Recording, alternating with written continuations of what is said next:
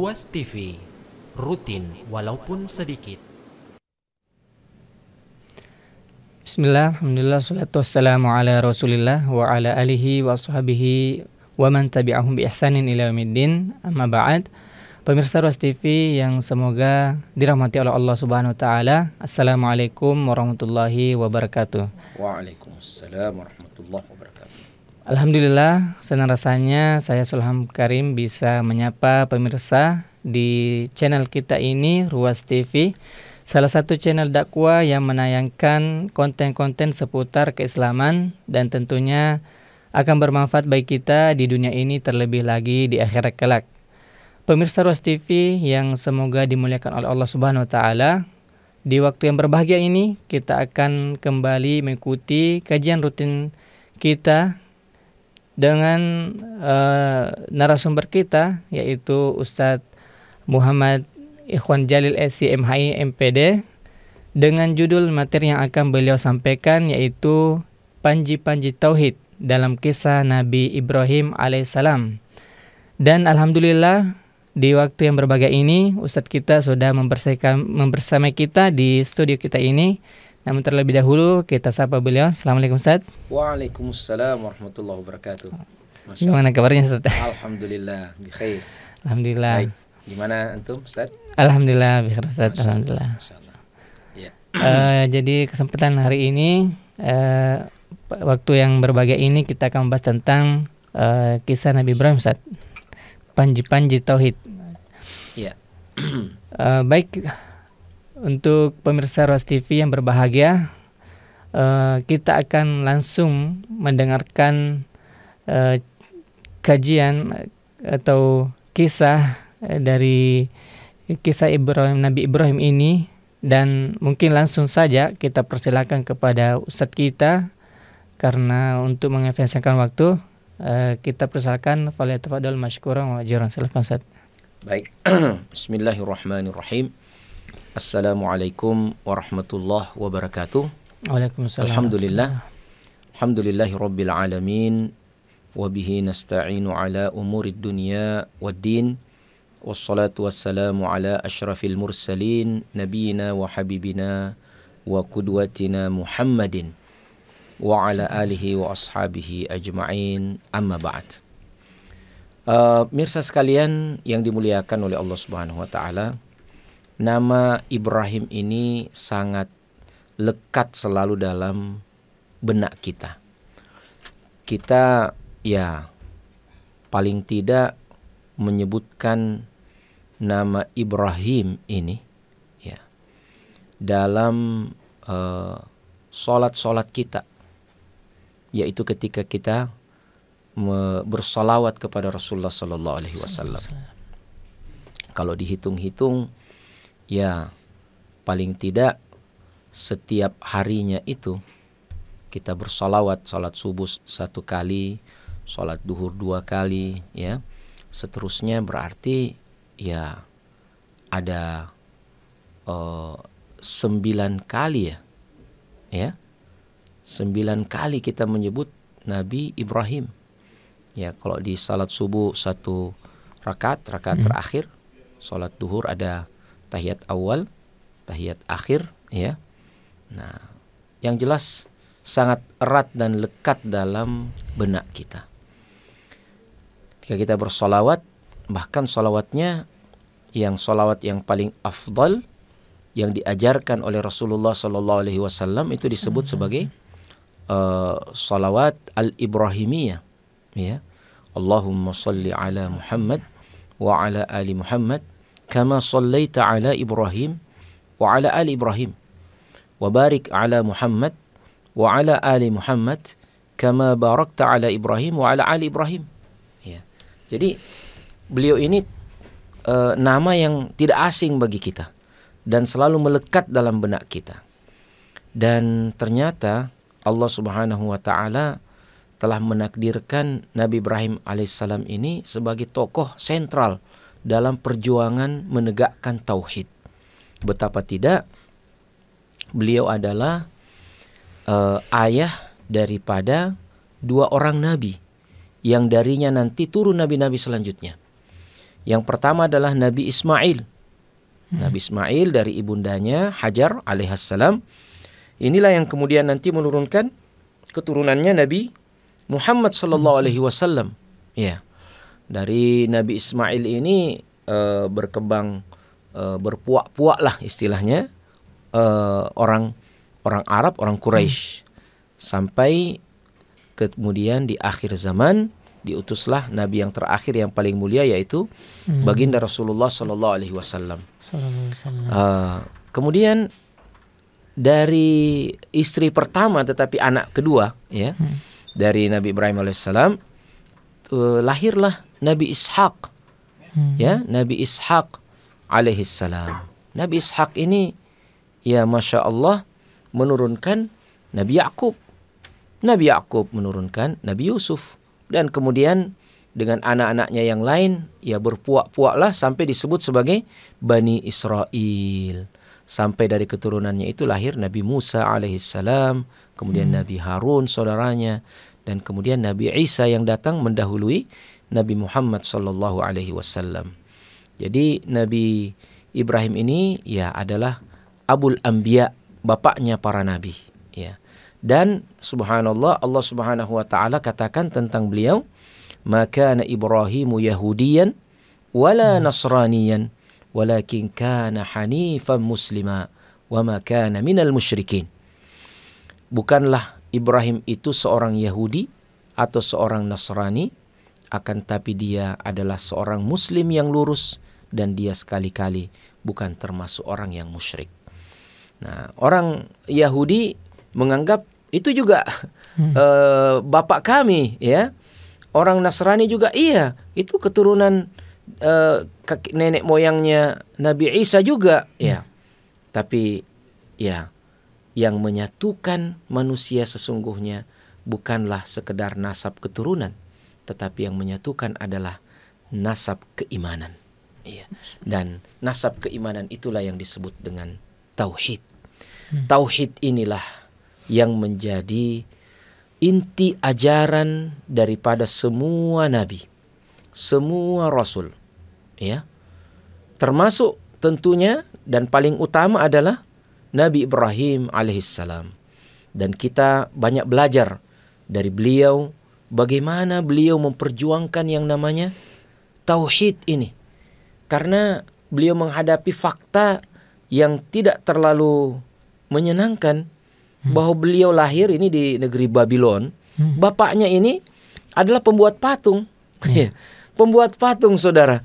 Tapi dari seorang pembuat patung, kalau Allah Subhanahu wa taala inginkan, Allah berikan hidayah, Allah jadikan dia seorang yang paling bertauhid. Sebagaimana sebaliknya dari seorang nabi, kalau tidak mendapatkan hidayah seorang anak itu, dia bisa menjadi kafir. Bukan sekedar nakal. Bagaimana kisahnya Nabi Nuh, anaknya kafir, ya. Nabi Lut, istrinya, ya, ingkar kepada ajarannya. Nah, kebalikannya, ya, Nabi Ibrahim ini, ya, bapaknya seorang apa? Seorang pembuat patung, tapi dia menjadi seorang nabi. Masya Allah. Makanya, ya, demikian juga dengan istri, ya. Belum tentu suaminya baik, istrinya baik, ya. Walaupun itu menjadi sesuatu yang ideal. Ada nabi yang istrinya ingkar, seperti Nabi Nuh, ya, dan Nabi Lut, ya. Ada juga orang salihah, suaminya kafir dan ingkar. Siapa itu? Istri Fir'aun, ya. Makanya ini coba, ya, kelembutan kekuasaan Allah Subhanahu wa taala. Nabi istrinya kafir. Iya. Seorang mukminah suaminya kafir, iya. Nah, contoh teladan suami istri yang beriman ini siapa? Inilah Ibrahim alaihissalam, ya. Cuma ibu-ibu Nabi Ibrahim ini 2 istrinya, ya. Gitu. Tapi beriman. Tidak berarti bahwa untuk menjadikan istri beriman harus 2, ya kan, nggak harus seperti itu. Tapi itulah faktanya Nabi Ibrahim alaihissalam menjadi Nabi yang membawa risalah tauhid ini dan mewariskan ya nilai-nilai tauhid ini kepada anak-anaknya. Bahkan beliau mendoakan anak-anaknya ya, agar menjadi orang-orang yang beriman, mendapatkan hidayah Allah Subhanahu wa taala. Rabbi habli minas salihin, ya wahai Tuhanku karuniakan aku anak-anak yang soleh. Nabi Ibrahim alaihissalam, subhanallah, dalam surat Ibrahim ini diabadikan bagaimana beliau ini, subhanallah, ya, bagaimana beliau ini berdoa agar terlindungi dari kekufuran, termasuk mendoakan keturunannya. Ini salah satu ma'lam, salah satu panji tauhid yang luar biasa, bahwa ketika Anda ingin berbahagia, jangan berbahagia sendiri. Ya, ingat anak-anak keturunan Anda. Makanya doa Nabi Ibrahim alaihissalam itu merangkum anak keturunannya. Beliau mengatakan wajnubni wa baniya an na'budal asnam. Lindungi aku ya Allah dan anak keturunanku dari menyembah berhala. Ini ma'lam tauhid, ini panji tauhid yang paling utama. Bahwa menegakkan tauhid itu berarti juga Anda mengingat keturunan Anda dan memprepare ya kondisi yang akan mereka hadapi agar mereka menjadi orang-orang yang beriman pula. Seperti Nabi Ibrahim alaihissalam. Ya, walaupun tentu ketentuan Allah tidak akan ada yang bisa menolaknya. Di antara keturunan Nabi Ibrahim ada Bani Israel, ada yang beriman, ada yang juga ingkar kepada Allah. Ya, di antara keturunan Nabi Ibrahim, kemudian Nabi Ismail anak keturunannya melahirkan bangsa Quraisy, ya. Di antara orang Quraisy ada yang beriman, ada yang tidak, tetapi dipungkas ya sebagai pamungkas perjuangan adalah baginda Rasulullah Shallallahu alaihi wasallam yang kemudian menarik ya kaumnya, bahkan semua manusia untuk beriman kepada Allah Subhanahu wa taala. Jadi Nabi Muhammad sallallahu alaihi wasallam itu adalah berkahnya doa Nabi Ibrahim alaihissalam. Ya. Nabi Ibrahim dalam banyak tempat disebutkan dalam Al-Qur'an berdoa akan dibangkitkan ya seorang nabi yang akan datang mengajarkan wa yu'allimuhumul kitab wal hikmah, mengajarkan Al-Qur'an dan hikmah.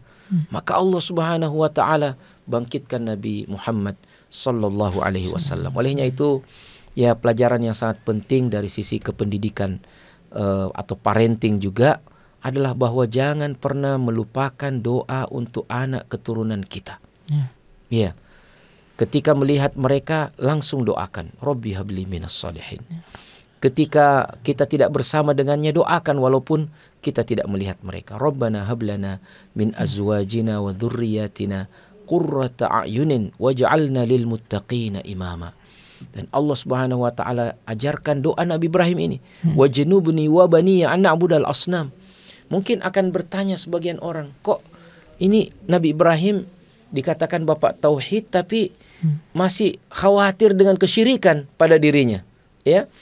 Kita harus khawatir terhadap kesyirikan, karena kekhawatiran inilah yang membuat kita waspada dan berhati-hati. Dan tidak ada yang bisa menjamin kita akankah kita wafat dalam keadaan beriman, ataukah kita wafat na'udzubillah dalam keadaan ingkar kepada Allah. Maka sebelum ajal itu datang menjelang, selama hayat masih dikandung badan, selama kita masih dikaruniai kehidupan, berdoalah ya, dan doakan keturunan kita, serta berusahalah menjaga masa depan itu dengan mempersiapkan masa kini yang penuh dengan dasar-dasar keimanan dan tauhid. Ini yang pertama dapat kita petik sebagai panji tauhid dari perjuangan Nabi Ibrahim alaihissalam. Kemudian memperjuangkan tauhid itu juga perlu kecerdasan, ya. Perlu kecerdasan ketika kita berhadapan dengan pengusung-pengusung kekufuran, ya. Maka kita perlu kecerdasan untuk berdialog dengan mereka, beradu argumentasi dengan mereka. Mari kita perhatikan firman Allah Subhanahu wa taala, ya. Alam tara ila alladhi hajja Ibrahim fi rabbih an atahu Allahul mulk id qala Ibrahim rabbiyalladzi yuhyi wa yumit. Qala ana uhyi wa umit. Tidakkah kalian melihat ketika Ibrahim mendebat kaumnya ya tentang Tuhannya, bahwa Allah Subhanahu wa taala yang telah memberikan segala kekuasaan ini ya. Ketika Ibrahim berkata, sungguhnya Tuhanku yang menghidupkan dan mematikan. Maka serta-merta sang raja lalim ini ya, yang dalam sejarah disebut Namrud, ini raja Babilonia ini, apa yang dia lakukan? Dia bilang, qala ana uhyi wa umit. Saya menghidupkan dan mematikan. Yang saya biarkan hidup jadi hidup, yang saya suruh bunuh mati. Ya, ini yang dia maksud, saya hidupkan dan saya matikan. Apa kata Ibrahim alaihissalam? Qala Ibrahim, berkata Ibrahim, Rabbiyalladzi qala Ibrahim, fa inna Allah ya'ti bisyamsi minal masyriq fa'ti biha minal maghrib. Kalau Ibrahim berkata, sungguhnya Allah itu Tuhanku mendatangkan, menerbitkan matahari dari sebelah timur dan kemudian membenamkannya di sebelah barat. Ya. Fa'ti biha ya. Fa'ti biha minal maghrib. Allah itu terbitkan matahari dari sebelah timur. Coba terbitkan dari sebelah barat. Fabuhital ladzi kafar, maka tidak berdayalah orang yang kafir ini, raja yang lalim ini. Wallahu la yahdil qaumadz zalimin. Allah tidak memberi petunjuknya kepada orang-orang yang zalim. Nah, ini perlu argumentasi. Dalam menegakkan tauhid, kita tidak juga ujuk-ujuk ya. Kita juga harus punya argumentasi ilmiah untuk menegakkan tauhid ini. Dalam perjuangan ya, orang bilang pakai otak. Pakai otak. Nabi Ibrahim alaihissalam, dia pakai otaknya, dia pakai akalnya untuk kemudian berhujjah kepada orang-orang kafir ini, yang membuat mereka tidak bisa berkutik apa-apa. Ya, dalam kisah yang lain, ketika Nabi Ibrahim memotong kepala berhala-berhala itu kan, kemudian diperhadapkan, dikatakan siapa yang potong?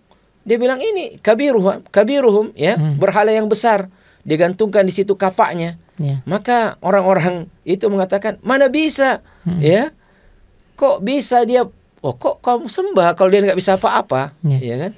Nah, tapi begitulah kadangkala namanya orang zalim itu tidak memahami logika kekuatan logika, dia cuma paham logika kekuatan. Maka apa yang dia lakukan, saudara? Dia perintahkan bakar Ibrahim, ya. Dia kalah argumen. Dan begitulah sejarahnya ini, para orang-orang zalim ini, para rezim zalim ini, dimanapun dan kapanpun ya, ini kalau sudah kalah argumentasinya, dia pakai kekuatan ya. Jadi istilahnya dia tidak memahami kekuatan logika, tapi dia cuma pakai logika kekuatan. Apa yang terjadi? Nabi Ibrahim dibakar ya. Tapi Nabi Ibrahim tidak berputus asa. Karena disinilah namanya iman ini bermain di sini. Ya, bahkan disebutkan dalam beberapa riwayat, nah, malaikat datang mau menyelamatkan Nabi Ibrahim. Tapi Nabi Ibrahim bilang, enggak, saya sama Allah, saya berserah diri. Iya, makanya turun pertolongan Allah Subhanahu wa taala yang berkata, ya naru, wahai api, kuni bardan wasalaman ala Ibrahim. Wahai api, jadilah dingin dan membawa keselamatan. Wah, ini dingin dan membawa keselamatan. Ya, subhanallah. Kita bayangkan seandainya ada yang mengatakan, orang ahli hikmah mengatakan, sebagian ulama, seandainya Allah mengatakan kuni bardan, wahai api jadilah dingin, dia akan membekukan Ibrahim. Tapi Allah Subhanahu wa taala katakan kuni bardan wasalama. Jadilah dingin dan membawa keselamatan kepada Ibrahim. Masya Allah. Akhirnya Ibrahim selamat. Iya. Dan subhanallah, kisah selanjutnya daripada Nabi Ibrahim adalah bagaimana dia menanamkan tauhid ini kepada anaknya.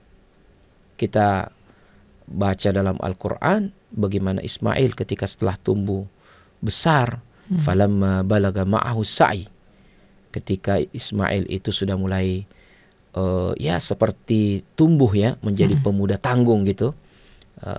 Kata sebagian ulama, as-sa'i artinya sudah mulai bisa membantu bapaknya, tapi belum dewasa benar. Kalau orang Bugis istilahkan ini mapaka renu-renu. Ya. Artinya sudah sangat menggemaskan, senang sekali punya anak umur seperti itu, ya. Masya Allah. Kemudian apa yang terjadi? Allah perintahkan sembelih, ya. Ini menunjukkan bagaimana ujian-ujian tauhid itu luar biasa. Ya. Setelah lolos dari berbagai macam perjalanan kehidupan ini, Nabi Ibrahim diuji pada seorang anak yang menjadi anak kesayangannya, yang nanti diangkat juga menjadi nabi, yaitu Nabi Ismail. Ya. Dia berkata kepada anaknya, "Ya bunayya, inni ara fil manami anni adzbahuk." Aku lihat dalam mimpiku aku menyembelihmu. Ini kalau Nabi melihat sesuatu dalam mimpinya itu wahyu, perintah. Apa jawaban anaknya? Apa jawaban anaknya? Ya, ini menunjukkan kesempurnaan tauhid. Ketika anaknya itu berkata, ya abati fa'al ma tu'mar, satajiduni insyaallahu minas sabirin." Wahai ayahandaku, just do it. Iya. Lakukan saja apa yang Allah perintahkan kepadamu. Niscaya kau akan dapati aku sebagai orang-orang yang bersabar. Maka Nabi Ibrahim pun membawa anaknya itu. Falamma tallahu lil jabin. Ketika dia sudah rebahkan anaknya, dia sudah siap untuk menyembelihnya, Allah datangkan seekor kibas. Wa fadainahu bidhibhin azim. Ya, kami ganti dia dengan sembelihan yang agung, yaitu seekor domba. Kibas. Ya, subhanallah. Ini adalah merupakan, ya, bagaimana kesempurnaan tauhid. Kita belajar, tidak mungkinlah, ya.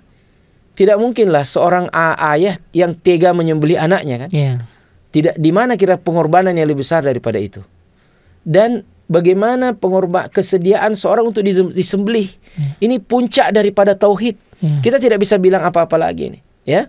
Melihat hal ini, orang bilang sudah, ya, speechless kita. Nggak bisa ngomong apa-apa lagi di hadapan pengorbanan yang demikian besar ini. Maka tauhid itu juga perlu diuji dengan pengorbanan, saudara. Dan kesediaan untuk berkorban itu kadangkala adalah bersama dengan orang terdekat kita, anak kita. Tapi ini berita gembiranya, ya, bahwa Allah Subhanahu wa taala tidak akan pernah menzalimi hamba-hambanya yang dicintainya. Ya, subhanallah, ya. Jadi Allah, ya, tidak akan pernah terlambat menolong hambanya. Yakinlah, ya. Dan Allah sengaja mensituasikan kondisi orang-orang yang beriman ini sampai pada titik di mana dia tidak punya lagi kesanggupan untuk berkata, untuk bekerja apapun kecuali menyerahkan diri secara mutlak, secara sepasrah-pasrahnya kepada Allah Subhanahu wa taala. Allah kondisikan orang beriman seperti itu, agar orang yang beriman ini tidak menisbatkan semua keberhasilan pada dirinya. Ya, dan ini dialami oleh Rasulullah sallallahu alaihi wasallam ketika beliau berada di perang Badar, kan? Kita baca dalam Al-Qur'an, "Ittastaghitsuna rabbakum fastajaba lakum anni mumiddukum bi alfin minal malaikati murdifin." Ketika kalian beristighatsah, minta pertolongan kepada Allah, maka Allah menjawab, memenuhi permintaan tolongmu itu dengan mengirimkan 1000 malaikat yang datang beriringan. Allah tidak akan pernah terlambat, ya. Cuma kita ini yang selalu terlambat, termasuk sholat, ya. Jamaah sekalian, mirsa sekalian yang dimuliakan oleh Allah Subhanahu wa taala, banyak sekali, ya, pelajaran tauhid, dan memang beliaulah bapak tauhid Nabi Ibrahim, ya. Inna Ibrahim kana ummah. Nabi Ibrahim itu bagaikan satu umat, ya. Dia memberi inspirasi. Dia adalah bapak yang penuh dengan kasih sayang, tapi dia juga adalah seorang yang sangat tegas, ya. Dan Masya Allah, ya, tauhid ini juga sebagaimana tadi perlu pendekatan yang sifatnya debat ilmiah, kemampuan argumentatif. Dia juga perlu pendekatan yang sifatnya adalah pendekatan persuasif, ya, ketika menawarkan, mengajak orang bertauhid. Coba lihat bagaimana Nabi Ibrahim ketika menyampaikan kepada anaknya, "Ya bunayya inni ara fil manami anni athbahuk, fanzur madza tara." wahai anakku, aku lihat dalam mimpiku aku menyembelihmu. Bagaimana pendapatmu? Ya, kalau ada sebagian ayah yang seperti sekarang barangkali ya. Nah, ketika diperintahkan seperti itu, dia nabi ini, seandainya dia nabi. Mungkin sebagian kita kalau dijadikan seperti Nabi Ibrahim, kita akan bilang, sini Mina, sembelih sudah, syahid kok. Iya. Ya kan? Nah, tidak, dia mendeliverikan tauhid itu dengan sangat apik, dengan mengajak anaknya untuk berdialog. Fandur madza tara. Tapi karena anaknya ini sudah dipersiapkan menjadi seorang anak yang bertauhid dengan sekuat-kuatnya, maka dia juga berkata, ya, if'al ma tu'mar. Lakukan saja apa yang diperintahkan kepadamu. Just do it, ya. Niscaya kau akan dapati aku termasuk orang-orang yang bersabar. Maka perlu untuk mendeliverikan kebenaran tauhid ini dengan cara-cara yang persuasif. Ya. Kalau sudah tidak ada lagi ya kemungkinan lain, maka setelah hujah yang demikian kuat, ajakan yang persuasif diabaikan, maka pada saat itu kita berlepas diri. Ya. Maka Nabi Ibrahim juga berdoa seperti itu. Ya. Kalian bura'a, ya. Kalian berlepas diri dari aku. Ana bari'um minkum, saya juga berlepas diri dari kalian. Maka ini ya menjadi akhirnya ya. Namun sebagai sesuatu yang diperjuangkan, dia diperjuangkan dengan argumentatif, persuasif, dan juga tentunya dengan pengorbanan. Demikian ya, banyak sekali dan pasti tidak akan mungkin kita bisa mengungkap semuanya dalam kesempatan yang singkat ini, namun kita cukupkan sampai di sini. Mudah-mudahan ada manfaatnya. Barakallahu fikum wa jazakumullahu khair. Assalamualaikum warahmatullahi wabarakatuh. Itulah tadi nasihat yang Ustadz kita sampaikan terkait panji-panji tauhid dalam kisah Nabi Ibrahim. Kalau bisa saya tangkap ada empat poin ini, Ustaz. Oh iya. Bukti panji-panji tauhid dari kisah Nabi Ibrahim ini, Ustaz. Yang pertama, doa Nabi Ibrahim terhadap keluarganya, anak dan istrinya, ya. Oke. Mendoakan orang-orang terdekatnya untuk bisa bertauhid kepada Allah Subhanahu wa taala. Kemudian yang kedua, dari panji tauhid dari kisah Nabi Ibrahim ini memiliki argumen, cerdas dalam menyampaikan argumennya. Terlihat dari kisah-kisah tadi tentang mengargumenkan gambaran yang menghancurkan tadi patung-patung ini, Ustaz. Iya. Kemudian yang ketiga yaitu ketika Nabi Ibrahim itu tadi dibakar ya pakai api. Ya. Namun Nabi Ibrahim ini pakai api dibakar. Nabi Ibrahim ini Ustaz tawakalnya tinggi ya. Tawakalnya tinggi sehingga bantuan dari malaikat itu pun juga tidak diminta ya. Kemudian yang terakhir ini yang saya bisa tangkap yaitu tentang di saat ketika anaknya dia ingin disembelih ya. Dan itulah puncak dari panji-panji tauhid dari kisah Nabi Ibrahim ini. Dan untuk para pemirsa ada sesi tanya jawab ini, Ustaz. Oh gitu. Dari ya, silakan. Pemirsa ini ada 2. Oke. Ya, yang pertama ini, Ustaz, belajar dari mimpi Nabi Ibrahim, apakah kita yang mimpi dengan sekarang boleh kita percayai? Ya. Mimpi seorang nabi itu pasti benar, ya. Tapi mimpi seperti kita ini belum tentu. Ya, kita tidak mendasari syariat kita dengan mimpi. Nah, ini harus digarisbawahi ini. Ya, jangan langsung percaya dengan mimpinya, apalagi kalau menyuruh kepada hal-hal yang tidak benar. Apalagi tiba-tiba nanti ada yang mimpi, saya mimpi menyembelih istriku. Na'udzubillah. Ya kan? Wah. Dia bilang ini, Ustadz bilang Nabi Ibrahim mimpi menyembelih anaknya, dia lakukan. Saya juga mau, ya. Wah, jangan. Itu pasti dari setan. Ya, karena syariat ini sudah final. Iya. Sudah final, nggak boleh tambah-tambah lagi, nggak boleh dikurangi lagi. Iya. Ya. al-yauma akmaltu lakum dinakum, kata Allah, ini sudah sempurna agama ini. Jadi mimpi ya jangan langsung dipercaya. Ya. Tapi kalau mimpi itu memberikan semangat, kebaikan, ya kita sudah mimpi yang baik-baik, baik-baik, ya. Insya Allah itu adalah bisyarah, ya. Kata Rasulullah SAW, jelang akhir zaman, mimpinya orang-orang yang beriman itu hampir menjadi mimpi yang shadiqah, mimpi yang benar, ya, semuanya. Nah, seperti itu.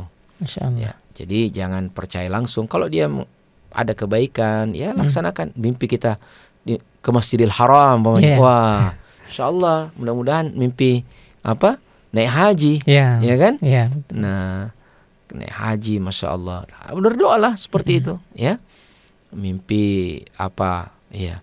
Asal jangan itu tadi mimpi menyembeli-nyembeli, ya, kemudian mau menyembeli beneran, ya. Kalau misalkan seperti mimpi dia bertemu dengan Nabi, Ustaz, padahal dia bukan seorang penuntut ilmu. Kalau dia bertemu dengan Nabi itu satu nikmat luar biasa. Ya.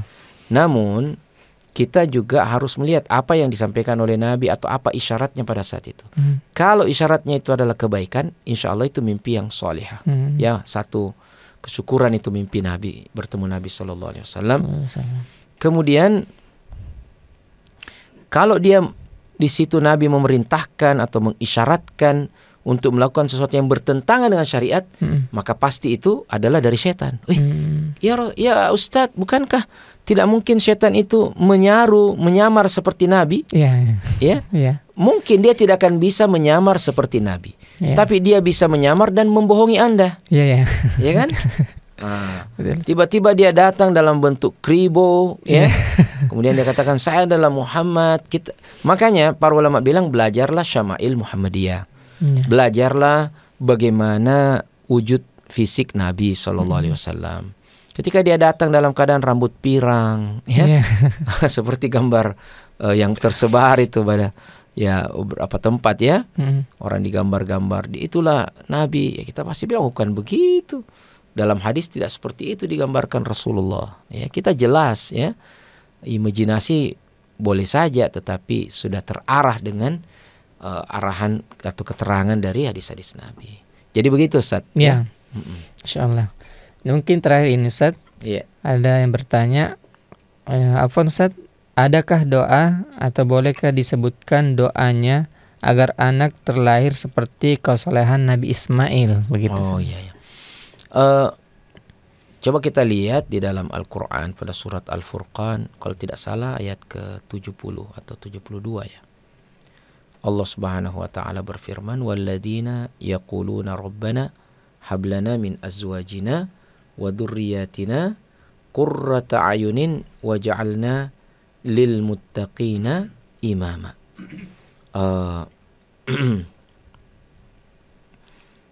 Dan orang-orang yang berdoa, ya, ini ya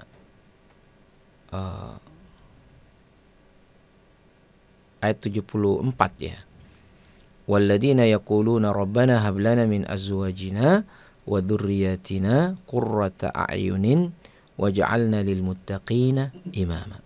Dan orang-orang yang berdoa, wahai Tuhanku, karuniakanlah bagiku pasangan dan keturunan yang menyejukkan pandangan mata.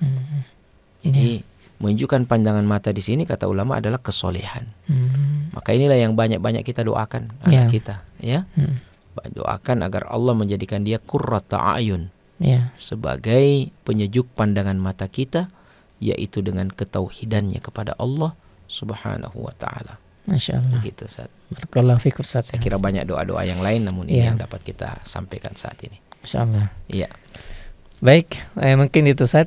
Baik, pemirsa yang berada di tempat masing-masing, mungkin kita cukupkan untuk sesi kita di waktu yang berbahagia ini. Kita cukupkan dengan doa kafaratul majelis. Subhanakallahumma wa bihamdik, asyhadu an la ilaha illa anta, astaghfiruka wa atubu ilaik. Wassalamualaikum warahmatullahi wabarakatuh. Waalaikumsalam warahmatullahi wabarakatuh. يؤمنوا بالله العزيز الحميد الذي له ملك السماوات والأرض والله